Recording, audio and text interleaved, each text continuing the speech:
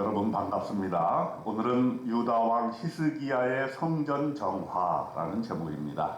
역대하 29장 1절에 히스기야가 왕에 오를 때에 나이가 25세라 예루살렘에서 29년 동안 다스리니라. 그의 어머니의 이름은 아비야요 스가랴의 딸이더라.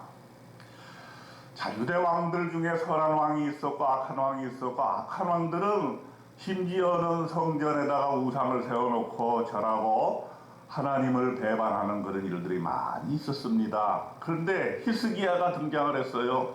유다의 13번째 왕. 그는 최선의 왕이었습니다. 개혁을 한 왕이었습니다. 그는 여호와 보시기에 정직하게 행했고요, 종교개혁을 단행하면서 여호와의 전 문을 열고 수리를 했습니다. 그리고 제사장과 레위 사람들을 동쪽 광장에 다 모이게 하고 이렇게 외쳤습니다. 레위 사람들아, 내 말을 들으라. 이제 너희는 성결하게 하고 또 너희 조상들의 하나님 여호와의 전을 성결하게 하여 그 더러운 것을 성소에서 없애라. 5절에 나옵니다. 히스기야의 가장 먼저 개혁 작업은 성전 청결, 성전 정화입니다. 마치 예수님의 모습을 보는 듯 하지 않습니까? 레위 사람들에게 부탁하기를 너희는 먼저 너의 몸을 성결하게 해라. 너희를 먼저 깨끗하게 한 다음에 여호와의 전을 성결하게 하라. 이렇게 얘기를 하면서 그들을 설득시켰는데, 어떻게 설득시켰느냐? 우리가 그동안에 어떤 악을, 범죄를 저질렀느냐 하는 것을 구체적으로 얘기하고 있습니다. 6절에 보세요. 우리 조상들이 범죄하여 우리 하나님 여호와 보시기에 악을 행하여 하나님을 버리고 얼굴을 돌려 여호와의 성소를 등지고 또 낭실문을 닫으며 등불을 끄고 성소에서 분향하지 아니하며 이스라엘의 하나님께 번제를 드리지 아니하므로 그랬습니다. 얼마나 구체적으로 문제의 핵심을 찌르고 있는지를 볼 수 있습니다. 히스기야는 우리 민족의 문제가 무엇인가, 이 나라의 문제가 무엇인가를 분명하게 알고 그것을 어떻게 해결해야 될 것인가를 해결책을 제시하고 있습니다. 문제가 뭐였습니까? 하나님을 버렸다는 거예요. 얼굴을 돌렸다는데 하나님을 만나지를 않았는데, 백성들이 악하고 타락하게 되었을 때 왕부터 백성에 이르기까지 하나님을 만나지를 않아요. 하나님께 얼굴을 돌리지 않았다는 것이. 또 여호와의 성소를 등졌다는 거예요. 성소에 나오지를 않았다는 거예요. 그 말은 뭡니까? 교회에 나오지 않는다는 얘기예요. 하나님을 만나러 교회에 나오지 않는다는 거예요. 또 낭실 문을 닫으며 그랬습니다. 낭실이라는 게 뭡니까? 성전의 성소 앞에 현관의 역할을 하는데, 그곳에서 다 예배의 준비가 이루어지는데 그곳에 문을 닫아버려요. 그리고 거기서는 무슨 일이 일어나느냐? 우상을 숭배하는 일들이 일어났던 것이죠. 이제 그것을 열어야 되는 것이죠. 또 등불을 껐다 그랬습니다. 등불은 꺼서는 안 되는 거죠. 기도입니다. 계속해서 기도의 향기가 올라가야 돼요. 성소에서 분향하지 아니하였다 그랬어요. 기도의 향기가 올라가지 아니하였다는 것이죠. 이스라엘 하나님께 번제를 드리지 아니하였다. 예배 드리지 아니하였다는 것이죠. 뭡니까? 성소가 더러워지고 우상 숭배의 장소가 되고 기도하지 아니하고 예배 드리지 아니하는 것. 이러니 그 나라가 잘 될 턱이 있습니다. 하나님을 버리게 되니까 하나님도 이 백성들을 버리게 되는 것입니다. 그러므로 히스기야는 이렇게 당부를 합니다. 11절에 보세요. 이제는 게으르지 말라. 이제는 게으르지 말라. 여호와께서 이미 너희를 택하사 그 앞에 서서 수종도로 그를 섬기며 분향하게 하셨느니라. 신앙생활에 예배에 얼마나 게을렀느냐 하는 것입니다. 이제는 게을르지 말라. 오늘 주시는 핵심적인 구절인 것입니다. 이 말을 들은 레위 사람들이 순종을 합니다. 레위 사람들이 일어나 그들의 형제들을 모아 성결하게 하고 들어가서 왕이 여호와의 말씀대로 명령한 것을 따라 여호와의 전을 깨끗하게 할세. 15절에 아무리 좋은 명령도, 아무리 좋은 개혁 작업도 그 명령에 순종하지 아니하면 개혁이 이루어질 수 없는 것입니다. 그런데 레위 사람들, 히스기야의 말에 순종했습니다. 그 말은 악한 말이었습니까? 아니었습니다. 여호와의 말씀대로 명령했으니까 순종하는 것입니다. 그리고 여호와의 전을 깨끗하게 했습니다. 우상을 다 치워버렸죠. 더러운 것을 다 끌어내었습니다. 우리가 정돈하고 성결하게 하여 여호와의 제단 앞에 두었나이다 하니라 19절에 말씀하고 있습니다. 이제는 예배드릴 준비가 다 된 것이죠. 히스기야 왕이 예배를 준비합니다. 제사를 드립니다. 다윗의 악기를 동원합니다. 27절 28절에 보니까 히스기야가 명령하여 번제를 제단 앞에 드릴 새에 번제 드리기를 시작하는 동시에 여호와의 시로 노래하고 나팔을 불며 이스라엘 왕 다윗의 악기를 울리고 온 회중이 경배하며 노래하는 자들은 노래하고 나팔 부는 자들은 나팔을 불어 번제를 마치기까지 이르니라. 얼마나 멋진 예배입니까?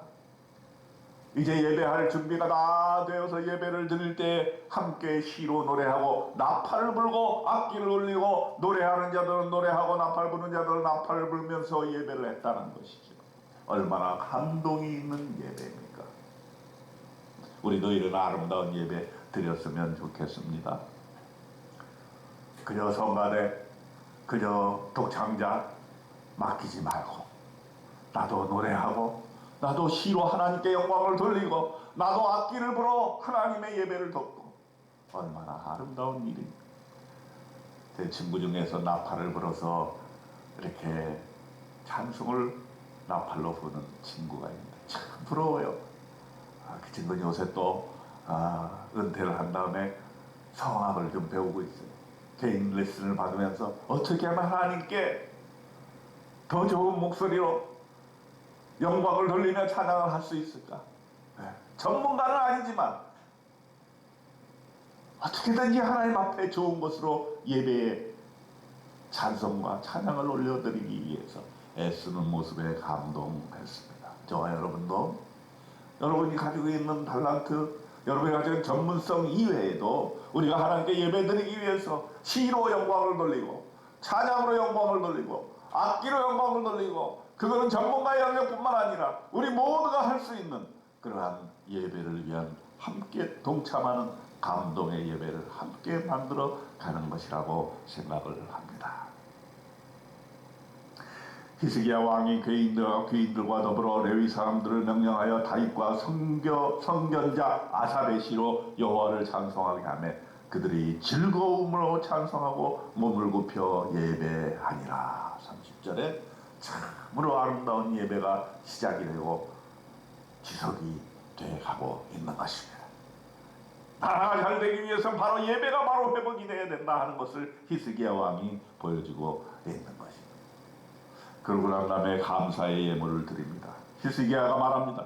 너희가 이제 스스로 몸을 깨끗하게 하여 여호와께 드렸으니 마땅히 나와 제물과 감사 제물을 여호와의 전으로 가져오라 하니 회중이 제물과 감사 제물을 가져오되 무릇 마음에 원하는 자는 또한 번제물도 가져오니라. 31절에 말합니다. 예배를 드리고 은혜 받을 때에 우리의 그 마음에 감사하는 마음이 생기고 그렇게 되었을 때 우리가 빈손으로 예배를 드리지 아니하고 하나님 앞에 감사의 예물을 드림으로써 영광을 돌리게 되는 것입니다. 얼마나 많은 사람들이 얼마나 많은 예물을 드렸기에 제사장이 부족하여 모든 번제의 짐승들의 가죽을 등이 벗기지 못했다 그랬습니다. 술소가 70마리요 수장이 100마리요 어린 양이 200마리 구베라에 드린 소는 600마리 양이 3000마리. 예전에 솔로몬 왕이 이렇게 수많은 제물을 드렸었는데 여기서는 백성들이 감사하는 마음으로 자원하는 마음으로 이렇게 하나님 앞에 예물을 드려서 그 예물이 넘쳐나서 제사장들이 감당할 수 없을 정도가 된 것입니다. 여러분 역대하 29장에서 히스기야 개혁을 통해서 오늘 우리의 마음과 심령에도 이러한 개혁이 있어져야 되겠습니다.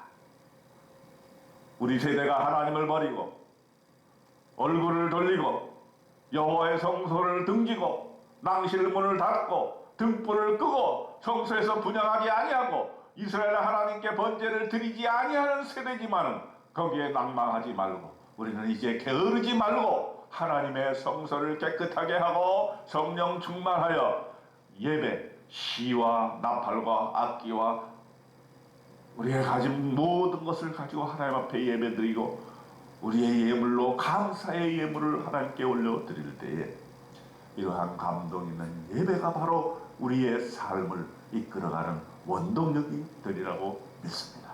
오늘 역대하 29장에서 하나님께서 우리를 격려하십니다. 시와 찬송과 예배로 하나님께 영광을 돌리고 모든 세상을 이겨나가라 하시는 하나님의 명령을 오늘 듣고 이제는 게으르지 말라 하는 하나님의 메시지를 오늘 아침 들으시기를 주님의 이름으로 축원드립니다. 아멘.